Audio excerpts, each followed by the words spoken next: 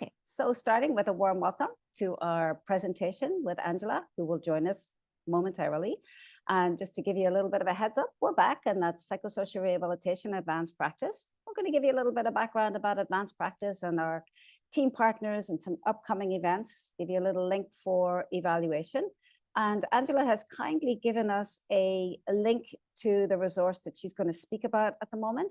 And that is right there at point 5. So if you want to just have a look at that, she will help you come through this resource in a moment. I want to begin by respectfully acknowledging that Douglas College campuses are located on the unceded traditional and ancestral lands of the Coast Salish people, including the territories of Katzie, Kwantlen, Kikwatlum, Musqueam, and Kikwat First Nations, and that I am very grateful to be able to work, learn, and play on these lands, and welcome you this morning.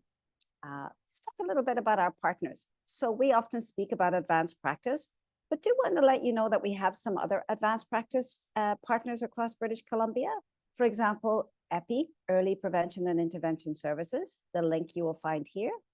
Cognitive remediation is a pretty new advanced practice, and they're just getting off the ground. The link to that work is with Mahesh Menon. They do not have a website at this point, but Mahesh would be very happy, I'm sure, to answer your questions. And then, of course, British Columbia Advanced Practice for ACT, Assertive Community Treatments. Just want to situate our work in the advanced practices across British Columbia, and of course, in the work with PSR Canada. So you can see all our little circles here. So PSR Canada, we're connected with them all the way from Ontario to British Columbia. And so just to let you know that that work is going on across Canada. What do we do? Really, our work is around dissemination and implementation of best and emerging practice and competence. So that's what we're doing today. And Angela's going to help us think about a really innovative, co-created workbook that will be, I think, very helpful for people delivering and receiving services. That last bullet point is that part of our role too is to showcase emerging and great practice. So please reach out to us, please help. We'd love to hear from you. Should you be interested in helping us talk about a particular topic of interest. I'm just going to flash through a lot of these slides. You will likely be familiar with Anthony Neptune, who has been a long supporter of this work and is currently Clinical Operations Director at Fraser Health Authority. His colleague is a Program Manager for Mental Health and Substance Use, that's Patrice. John Higginbottom will not be new to many of you on the line. John has been with us for several years, and really this work is really a big thanks to him for starting this work. Angela, I'll do a little bit more of a formal introduction to Angela at the end of the slide deck, but Angela, although not on camera, is the person who will be speaking with us today. Jamie is on our committee, and she brings with her a wealth of experience, or lived experience, to help us just do better work. So we're very grateful to her. Scott McNeil is a nurse background and also is part of the rehabilitation and recovery team at Fraser Health, as is Ari Delisle, and I'm sure many of you know Ari as well. And then a new member, Tracy's not with us today, but Tracy is a certified peer support worker and just helping us with some admin work. And we have 2 new members as well. Very grateful to Shannon LaFlame and Alicia Pelletier. And both of those good women come with a wealth of experience from Indigenous health and mental health and substance use. So very grateful to have their wisdom and expertise on this team. We have a couple of people who are helping us with our website, psyrehab.ca, and those good people have helped us build our some new educational tools. So we encourage you to go pop into psyrehab.ca. And please check out Tapestry, which is our latest educational module. We have 1 up and running, and we are planning to have 4 very soon. So please check that out. Tell us what you think. We want to give a bit of a shout out to Simone, who is the person who helped us re-envision our logo. We hope you love it. We love it. And it just provides a lovely situated sense of British Columbia, I think, for us. So thanks a lot, Simone. Tiny bit of an update on some events that are upcoming. PSR Canada are in the process of developing a new version of the competencies of practice. If you're interested in participating at all, please do contact Selena at the address below. And we have designed this Delphi study, 3 rounds. The first round is complete, but we need people to give us some really good critical feedback on the next 2 rounds, hoping to complete that work by April and have our 3rd edition of competencies up and running, probably by, summer, late summer. So love to hear from you. If you wish to participate, please reach out to Selena.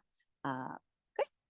And then our next session, hopefully we'll be a little bit more up and running and adept, but we are going to talk a little bit about the PSR credential through Douglas College. So if you're interested in that, and please note that that is a hybrid course. So if you're across Canada and have an interest in developing this kind of credential, please join us and we'll give you some more information. Upcoming local and national events, national conference is going to happen in Winnipeg. Some details there, 2-day conference. First day is on hoarding and the second day is under development.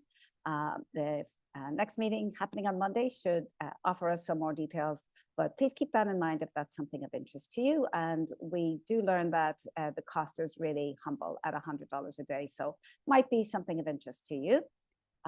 September 11th and 12th, we look forward to an excellent conference in Kamloops, and Fraser Health is also putting on a family conference on March 15th. So just keeping abreast of what's going on, along with the World Association of Psychosocial Rehabilitation Conference happening September 2025. So maybe just keep that in mind as something you might be interested. I'm now going to just hand over to Angela. Please remember that we don't have visual for Angela, sadly, today, but Angela comes with 30 years of experience in mental health settings and programs. She's currently the Rehab and Recovery Coordinator, Mental Health and Substance Use at Fraser Health Authority. She's been doing that for a little while, as you can see, and a champion very much of the recovery clinical system across Fraser Health region. She's also an instructor at UBC for over a decade, and she's just going to lead us through this amazing resource that she co-developed with partners. And I will pop this in the slide deck at the end, but we're hoping to hear from you. Just let us know if this session was helpful to you or not, or give us some advice for future. Yeah, so that's our evaluation, and then we'll have questions and answers at the end. So I'm just going to pull up Angela's slide deck. Thanks, Regina. Yeah, you're so welcome. I just need one moment. Right there. And that's what we're looking for, I believe. Let's come back to the very beginning and let us share that. So Angela, when you need the next slide, please just let us know. Of course, I am in the wrong spot, Angela. So sorry. This is a speedy version of what we'll hear. Sorry about that. All right, we're almost there. Right, we could go through it backwards. Yeah, I could have done that. Doesn't matter if you go backwards or forwards in this workbook. You're such a creative soul, Angela. So over to Angela, and she is going to speak to us. I'm going to turn my camera off just so I'm not distracting people. And over to you, Angela. Thank you. Okay, thanks, Regina. Thank you for allowing me to share this resource with everybody. It's something that I'm really pleased about, and I'm hoping that people find it useful and use it in their own life and in their clinical work. Next slide. Exactly. So what I'm hoping to do is to give you an overview of the workbook itself. And we do have, through the links that Regina gave, public access to these workbooks. So you can download them, your clients, your family members can also download them. So it's accessible. And near the end, I'd like to share just some preliminary experiences of the workbook with clients and staff in Fraser Health, where we piloted. Next slide. So let me give you a little bit of background about where this came from. So this is a model that we have been using for over 15 years, the recovery-centered clinical system. It's a model of recovery that we started using in our tertiary programs and then branched out to our various supported housing programs and in our community mental health programs. And so we've been doing staff training for a decade and a half. And this model is basically says three things. One is the central focus of our work should be the recovery journey of the client that we're serving or the person that we're serving. So that's in the center, and that's what we want to keep in our focus. So that's what we're trying to support. The big circle around is the culture. So the feeling that we create in our relationships, our interactions in our programs between colleagues and between colleagues and clients is, in fact, one of the most important interventions. So we spend time helping staff kind of think about and be aware of their own behavior. And then the small circles around are conversations that are important if you're thinking about, how do I create the life that I want? How do I move forward in my life? So those conversations are about awakening hope, making connections, exploring identity, making choices, and reducing harm. So having staff training is good and essential, but we felt that it was missing something. So next slide, please. So we decided that having a resource that was accessible to our clients and our family members without needing to go through a staff was really important. And it was important because it empowers people to take a look at their own life without necessarily needing to go through somebody else. So empowering self-management, how do I think about my own life? What do I want to do?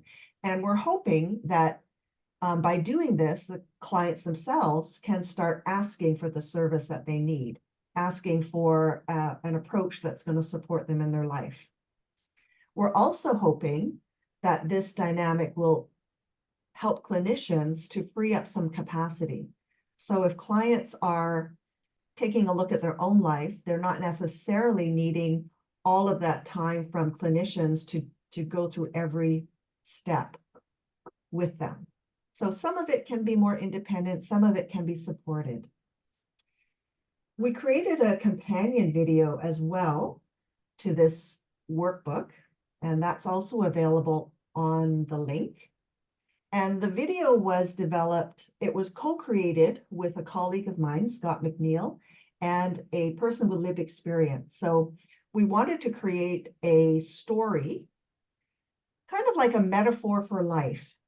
And how do we think about going through our life and managing all the things that can happen to a person through life? So that is what the video does, and that's what our workbook does as well. Next slide. So I'm going to take you through this story. So the workbook kind of follows this story of life. So we're thinking about how do we live our life, and our life being similar to a walk in the forest. So we're using the metaphor of the forest. So the first part of the workbook really has you thinking about walking through a forest and thinking about the feelings that you have when you go on a refreshing, rejuvenating walk through the forest. And connecting that with some of the positive, good feelings of wellness that you might have. So we're thinking about our life when we're well, and what are some of those characteristics? Next slide, please. And then we consider what it might be like to experience a significant life event.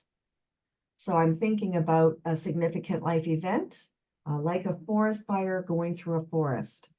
So it can be a significant loss, the death of a loved one, a trauma. It could be the onset of a mental illness, a recurrence of that experience. It could be a physical illness, a substance use issue, an injury leading to a physical disability. So this workbook, although we created it thinking about our clients, it's really relevant to any human being, because all of us go through significant life events or have gone through significant life events. So this can be, we can think of our lives like this as well. And so, we might think about, how was it going through that significant life event? Next slide, please. And when we think about the impact of that forest fire going through the forest, we might think about the emotions that we've experienced. We might have felt distressed. It could have been intense, maybe a lot of anxiety or fear or pain. But we want to think about this as a normal human experience, because all of our emotions are natural and are part of us being a human being. So allowing ourselves to experience our emotions can also help us to be resilient and help us in our healing and recovery. Next slide. And when we think about recovering after a significant life event, if you've been through a significant life event, you might be able to think back about that process. And initially, it might really look like that barren forest where everything is burnt, all the animals are gone, all the plants are gone. But just like a forest, it's not dead forever. So just because it looks barren at the moment doesn't mean that it's always going to be that way. There's a natural regeneration process. In the forest, plants can start to grow by themselves. And you can see some of them in the slide. They're small and they can be easily trampled. So as human beings, we go through a similar process of healing. So after a trauma or a devastating loss, a serious illness or injury, we start to think about our lives again. What am I going to do? What's going to become of me? That's part of the natural healing process, part of the recovery process. And we want to make sure for ourselves and also for the people we serve that we honor that process, because those plants in the forest can be vulnerable. And the same with the initial thoughts and feelings and ideas of recovery. It can be fragile. So we want to be gentle with that process and not trample down those ideas. Next slide. So one of the things that can help in our recovery or our healing is just our resilience. So that's our ability to make it through things. And we might have qualities or characteristics that help us to adapt, maybe to persist over challenges. So we take a look at the things, our own strengths that help us through these events. Next slide. And we take a look at the supports that we have, because it is helpful to have support when we're going through a difficult time. So some of that can be formal healthcare support, but it can also be family and friends, maybe our peers, maybe it's people in the community that we belong to. And it can be a crisis line, it could be the hospital. So we might use a range of supports. And these are, good to think about as we think about coming through a difficult time. And they might support us in different ways. Next slide. One of the tools that we have included in the workbook is called the World Health Organization Quality of Life. And we included this because we thought it might be good if you're taking a look at your own life, just to take stock of where you're at the moment.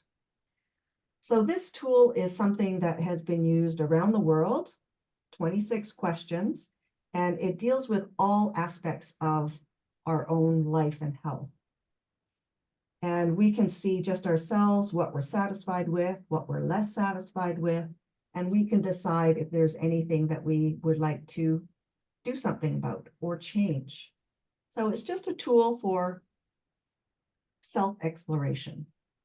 In Fraser Health, this is also a tool that we use in our mental health services. So it can be a familiar tool that people might use if they're working with a clinician. Next slide.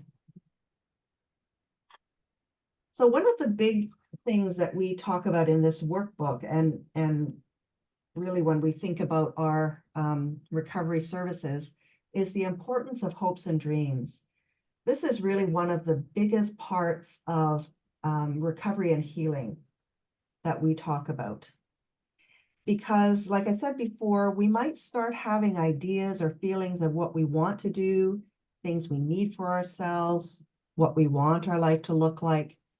And hopes and dreams can help us to move forward and to try new things. So when I think about hopes and dreams, that might seem kind of airy-fairy, but it's really the energy that we have to be forward thinking and future thinking. It's a belief, even if it's a small belief, that there's a possibility of a desirable future, of a better life, that things could get better.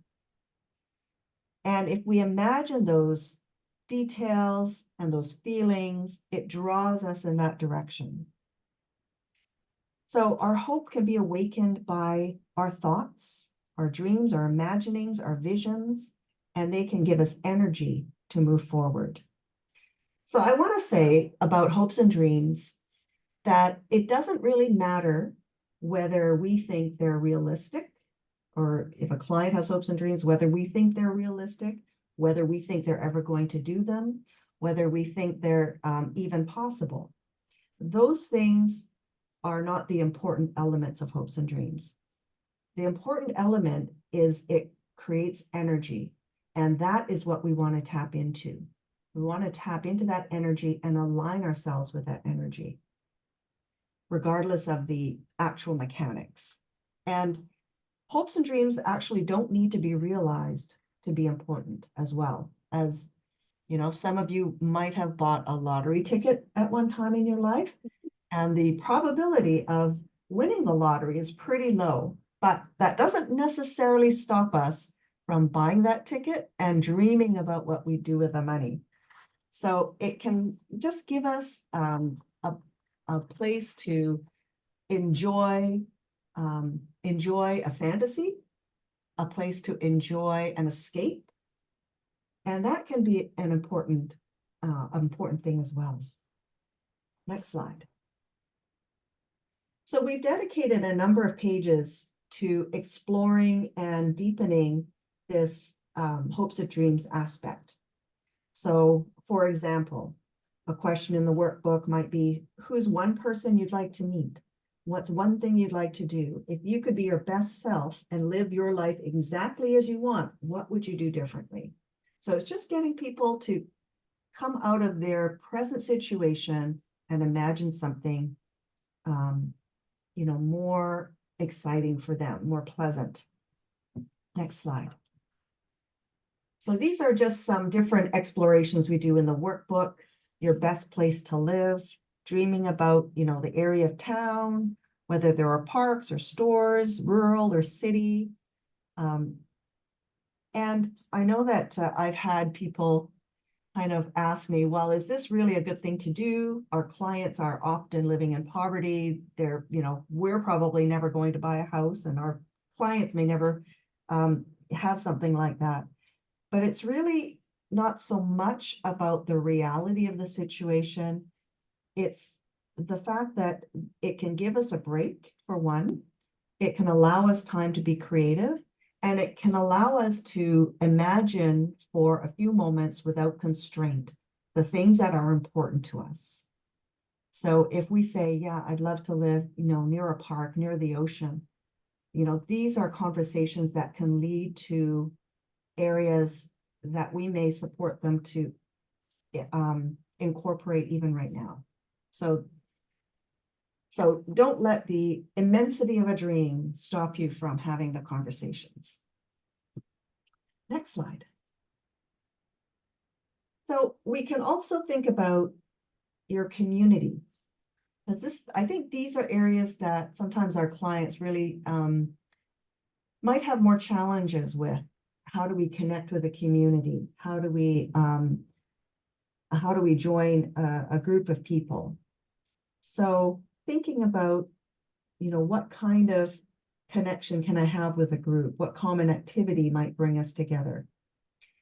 So that being part of a community, contributing to a community, is important to a person's sense of identity and role. If you think about your own life, think about the kinds of communities that you belong to and the importance it plays in your life.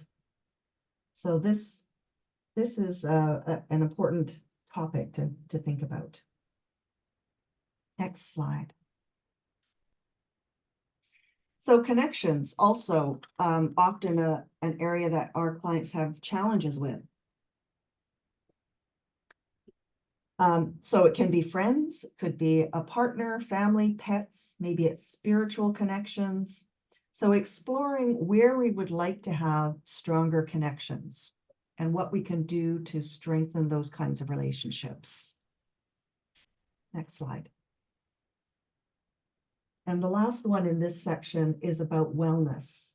So thinking about how can we feel well physically, mentally, emotionally, spiritually? What can we do to continue on with our wellness or help us feel more well? So this workbook is not really, if any of you are familiar with the Wellness Recovery Action Plan, it's a similar idea. It's not so much of somebody telling you what you should do. It's really a self-exploration of what you'd like to try or what already works well for you. And next slide. Okay, maybe I will just, I know that I've been talking for a while, Regina. I don't know if anybody has any questions or thoughts at this point. So we just have 18 people in the room, and I may be able to allow everybody to talk. So just give me a little minute to click through there and click 18 times. And maybe if people have stories, and then I'll ask you to please just turn your mic off when we go back into the presentation, if that's okay.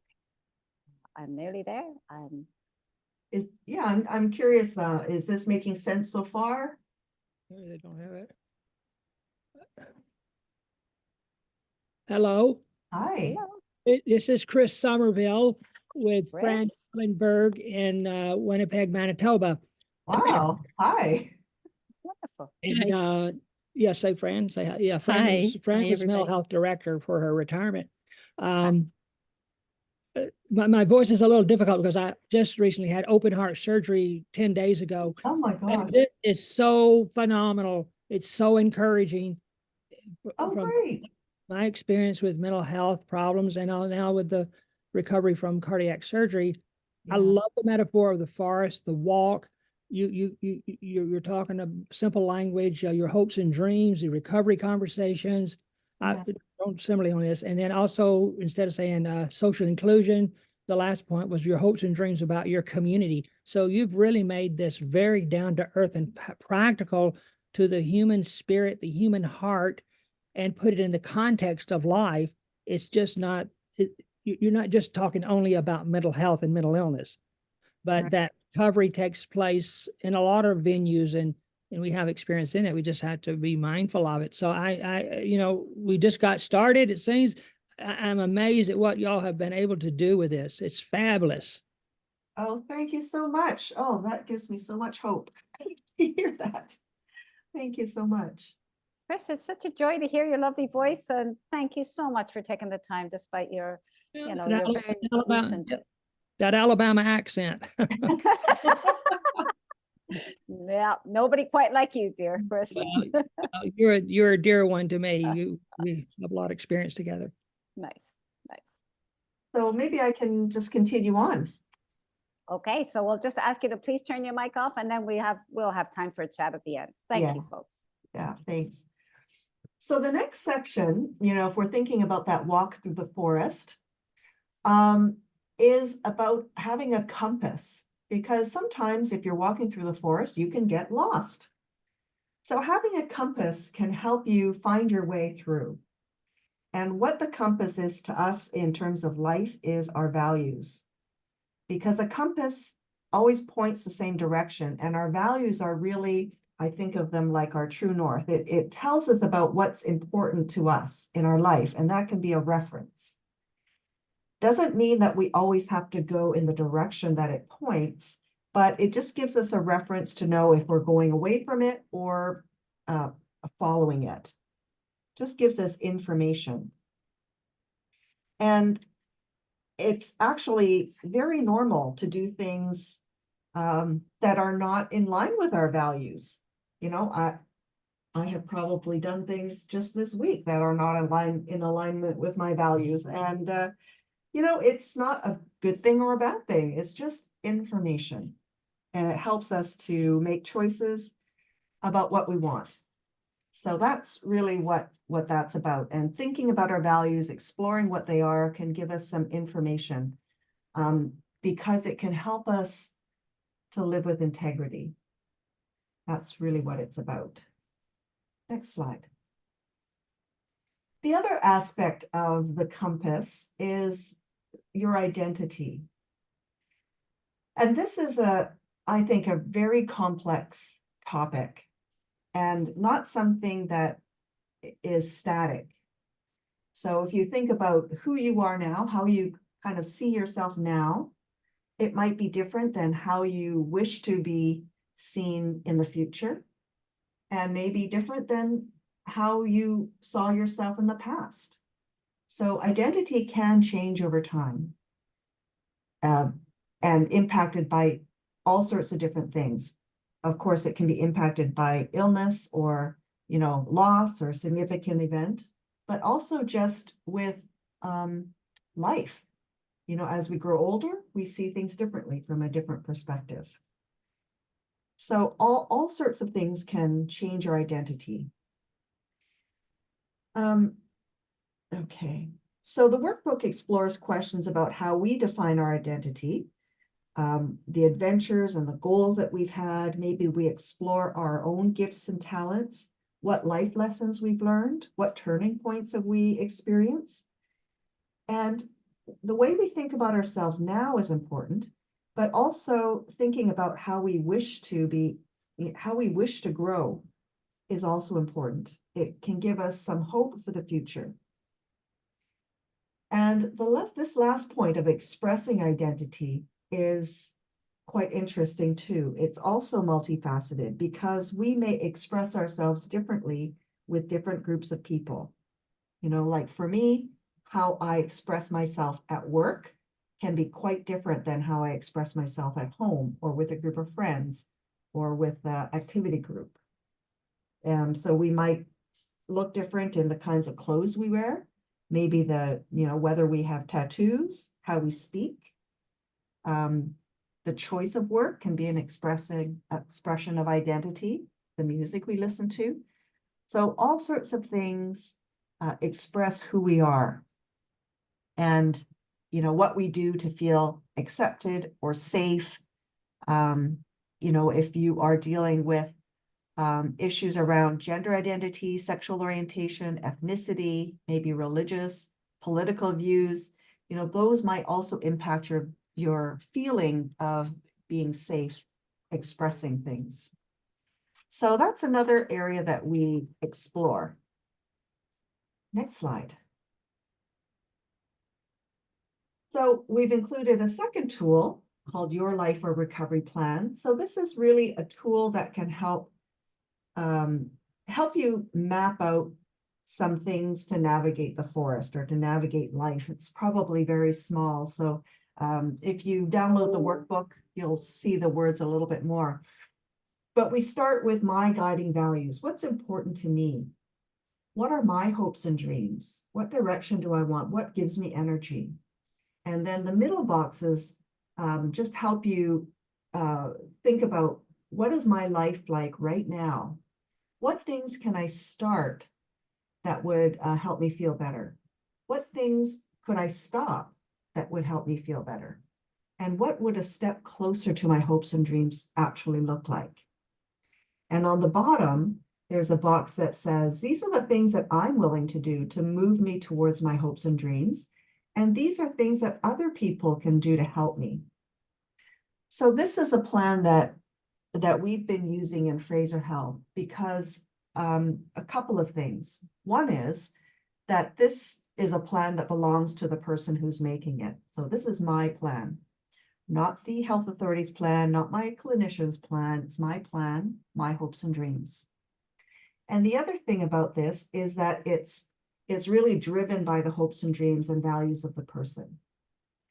because I think sometimes what I've seen in the past is plans have often been driven by problems or goals that service providers have, that service providers identify. So this is kind of the opposite way. This starts with what I want, and then it brings you in to align with that. So this is something that, people can, take a look at on their own. And if they're receiving service, it's also a tool that they'll be seeing with their clinician. Next slide. So the next aspect of walking through a forest is actually finding your way. So if you have a compass, you kind of know the general direction you might want to take, but which path do you actually go on? So making choices can be quite confusing. So in the forest, it might seem simple, like there might seem to be one path that goes straight and the other path that looks a little scary. So maybe that makes sense, but you don't always know what the outcome is. Sometimes the path that seems a little scary and out of the way may take you where you want to go in the end. So there's never just a right way and a wrong way. It's about the choices that you make and learning from them. So in the workbook, we just include 3 simple skills or tools that people can use in terms of making choices. So those are stop, breathe, and think, wise mind, and soar. So there are many different tools, but these are just 3 that we've included in the workbook. So next slide. So stop, breathe, and think is just getting you into a state, a calmer state where you can actually make a choice, right? So if you're really anxious or if you're really fearful, it's difficult to think about making a choice. So just the act of stop, breathe, and think can help bring us back to the right state. I'm not going to go through the whole tool, but I'll just tell you what they are. The next slide. So the next slide is about wise mind. So this is something that's taught. If any of you have taken DBT skills, this is one of the ideas of DBT, but it's bringing together your rational mind, your logic, your head thoughts, and your emotional mind, your heart together. So we don't want to just always make choices based on our logic, and we don't always want to just make choices based on our emotion. So the wise mind brings those 2 together so they can both contribute to a choice. That's what that's about. Next slide. SOAR is another tool that helps people walk through a choice in a step-by-step manner. So talking about what the situation is, what the outcomes and options you see, what actions do you choose, plan A, plan B, and the most important thing is to review what you learned after taking the action. So it's really a learning process, making a choice and then deciding, was it an effective choice or not an effective choice? And then doing that again. Thanks. Next slide. So in the forest, the weather isn't always sunny. Sometimes we might get stormy weather, and it's good to be prepared for the weather. So we want to have some proper clothing, some proper equipment when we're out there. And the same thing with life. Sometimes things don't always go well. We may start to feel unwell.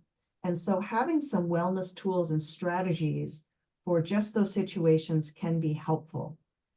So part of that might be thinking about our values, our hopes and dreams, our choices, and also the strategies that we can use to weather the storm. So this is, kind of a first preventive measure is to think about preventive measures. Next slide. But sometimes, we don't always have a choice. So sometimes in the forest, we might see smoke, and this might be a sign of fire. So this could be a warning that there's a crisis coming, there's a fire coming. and what can we do? So in this workbook, we have a sample crisis plan template that people could use. And it helps us to stay in control because we're thinking about these things when we're well. And we're making choices about what we'd like for ourselves when we are in a crisis. So if you are familiar with RAP, part of that is a crisis plan. This is a more condensed version, but it helps us to communicate our wishes, and it can be a reference for those who are caring for us. So this whole workbook is really about learning and growing as self-exploration. So people can use this on their own. You don't need to have somebody go through it with you. You can just take a look and use what you want, leave what you want. So that's what this workbook is. Next slide. And just with the remaining few minutes, I just want to share with you some of our initial experiences with piloting this in Fraser Health. So I don't know if you can see all the words, but our rehab and recovery leadership team was asked to support a busy community mental health center. And they were really feeling challenged because there were high numbers of clients coming to the service, and they were thinking about the capacity of their service, what they could provide. So our upper leadership and the coordinators of this center came together with us, and we developed a plan. So we ended up using this workbook as the strategy to help that center. So what we did was we used the workbook, and we developed staff training. And so some of the staff were trained in facilitating groups based on this workbook. And the one thing that we really wanted, if people were presenting this material in a group setting, is that you really needed to share from a human perspective, from your own life perspective, not from a teaching perspective. And that, I'll say a little bit more about that later. So we piloted, I think we had about 12 or 15 staff go through the training. They've started running client groups, and they're continuing to run client groups. And the workbook is also available regardless of whether you go through the group, accessible to everyone. Next slide. So we developed 3 recovery-oriented workshops. Next slide. So the first one we called Sharing Life Experience in Your Work Role. Not all staff, not all clinicians have been in the practice of sharing from a personal experience perspective. They might share more from a clinical perspective or from their expertise. But we wanted to build skills so that staff could share from their own life experience in safe, ethical, and intentional ways. Because there are all sorts of pitfalls when you start sharing, and you don't want to, you can go down all sorts of rabbit holes. So this was really a way that staff could feel comfortable that they were doing things in a helpful way. So this is a course that any staff can take, and it's a standalone workshop. But if you're facilitating this workbook, it's a prerequisite. Next slide. The next workshop that we created, so these are all one-day workshops. So this is about going through the workbook for staff. So kind of like what I'm doing with you, except we take a whole day to go through the material. And we really want staff to think about this in terms of their own personal life. How do I think about this myself? It orients them to the material in a different way, and it personalizes the process. So that's the perspective that we want them to think about this. Next slide. And for those who are wanting to facilitate groups, we have a one-day workshop also to go through some facilitation basics. and think about how we deliver this from a lived experience perspective. So throughout a facilitated group, the facilitator is sharing personal examples of each of those ideas. You know, what it's like to, you know, what did I use for resilience? How did I tap into my supports? You know, what was my experience of hopes and dreams? What was my experience of thinking about my values? So always from a lived experience perspective. Next slide. And some initial feedback that we've had from staff, it was really quite neat, was that it really fostered personal reflection for staff. And in fact, it took a lot of pressure off for some staff because they felt like they didn't have to have this facade of always knowing the answers or always having to problem solve. So this was a different kind of dynamic for them. And some of the initial feedback we heard from clients was that they appreciated hearing the personal examples from staff. It made them more human, more relatable. And that was, you know, it helped them feel safer to be open. But what I will say is that, you know, some of this material does require more time for processing. So that's something that I would encourage, time for processing. So I've kind of whipped through that quickly. Next slide, Regina. I think if people have any questions or thoughts, I'd love to hear what your reaction is. So Angela, I know we had one question about, I think you've partially answered it, but it was, help me if hopefully I get this right, but the question was, is this for staff or is the intention to also train peers in this work? And feel free to edit that. Yeah. Yes. Well, both. So we are offering the training to staff, which includes our peer support workers. So in Fraser Health, our peer support workers are in paid positions. Do you want to raise your hand? So that Patrick, our peer support coordinator, felt it important to put all of his peer support training workers through this training. And actually, our clubhouse staff have also been through the training. Amazing. I think we had a follow-on question from somebody. I heard a little chatting in the, oh, Sheila, pardon me, I see your hand, and then we'll go to the next person. Thank you, Sheila. First of all, this is a fabulous resource. Just can tell that there's been a lot of thought and effort go into the workbook, and thank you for sharing it. I guess it is a follow-up question in terms of it. So I'm in Regina, Saskatchewan, and what would you recommend for whether it's one of like a peer support staff that would want to facilitate some sessions using the workbook and can't do your staff training? Mm-hmm.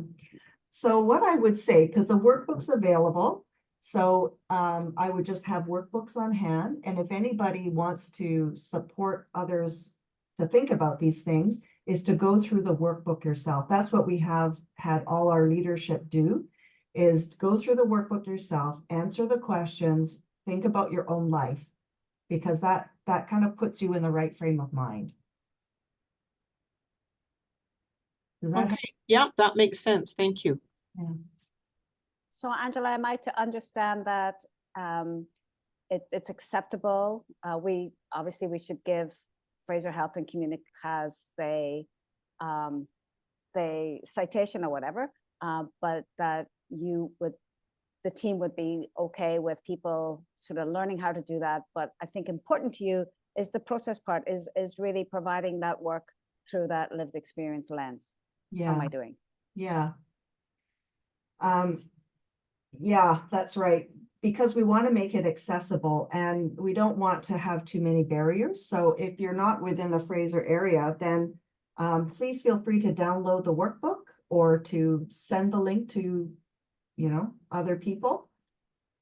They can look at it independently, or if you want to be involved, yeah, go through the workbook yourself, because it is an eye opener. It can bring up some feelings that you didn't expect. Right. That's most helpful, Angela. Thank you. Somebody asked, was the workbook created with peer involvement? Yeah, so we actually started with a video. So the video was where we started. That's where the whole story of the forest came in, and that's we co-created that, the three of us, with a person with lived experience. And the workbook is kind of an extension of that. We used, you know, ideas from the RCCS workshop and the video, and we fleshed it out.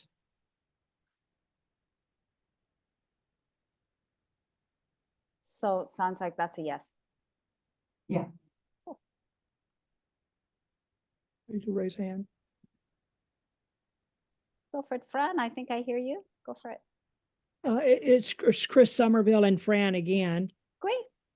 Yeah, the question is, so I'm familiar with, a member of psychosocial rehabilitation and its emphasis on recovery.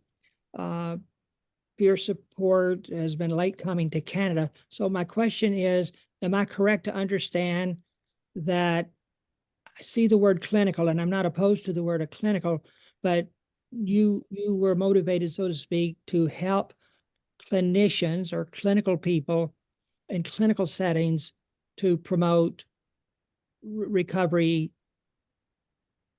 philosophy orientation from a psychosocial perspective.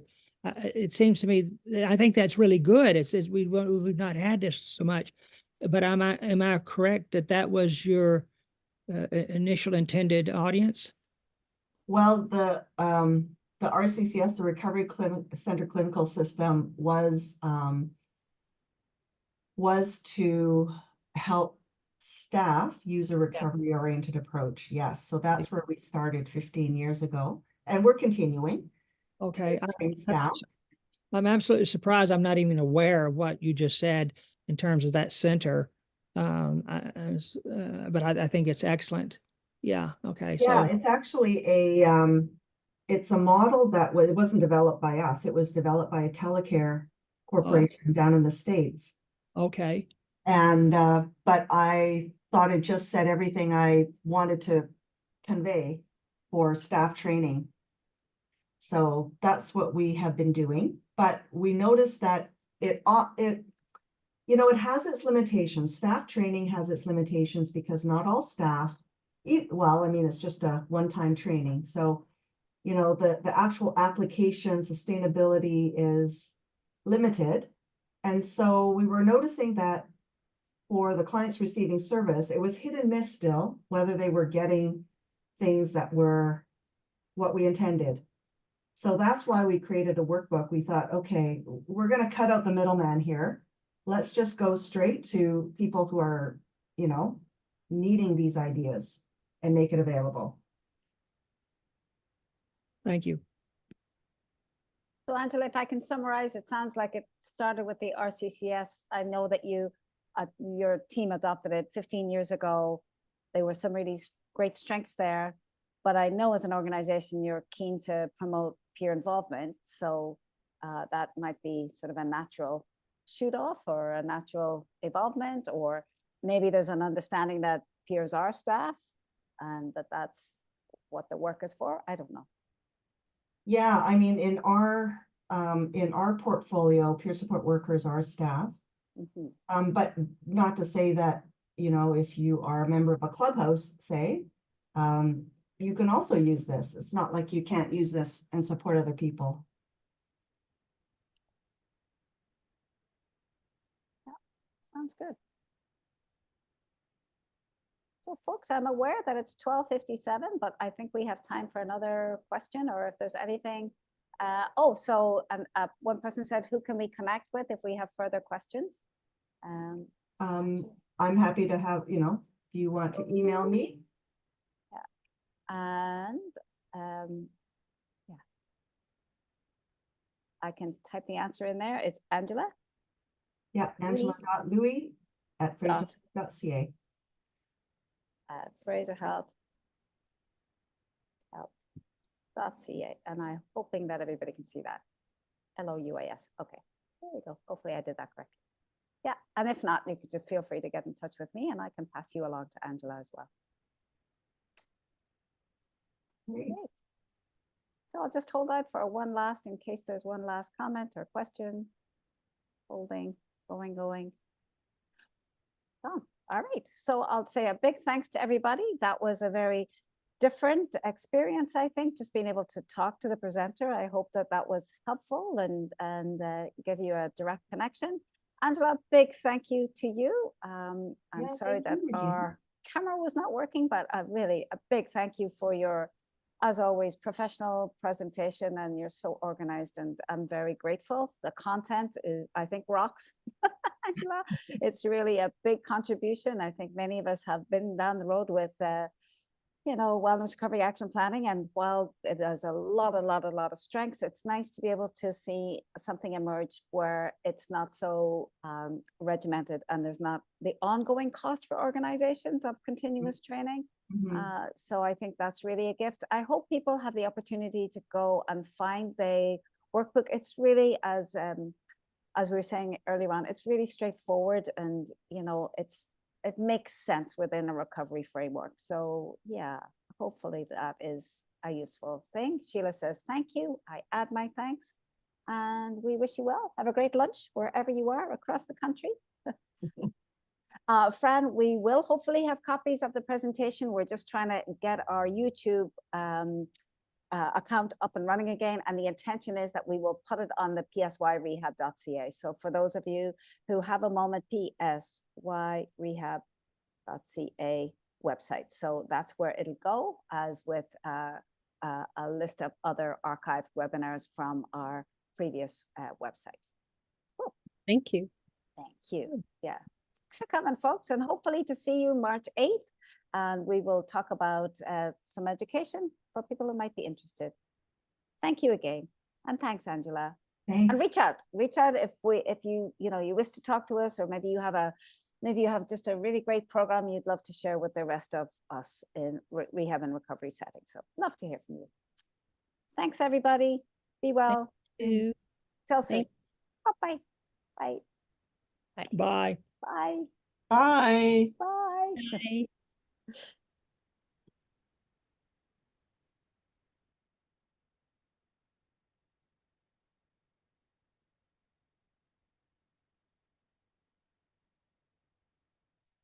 Stop recording.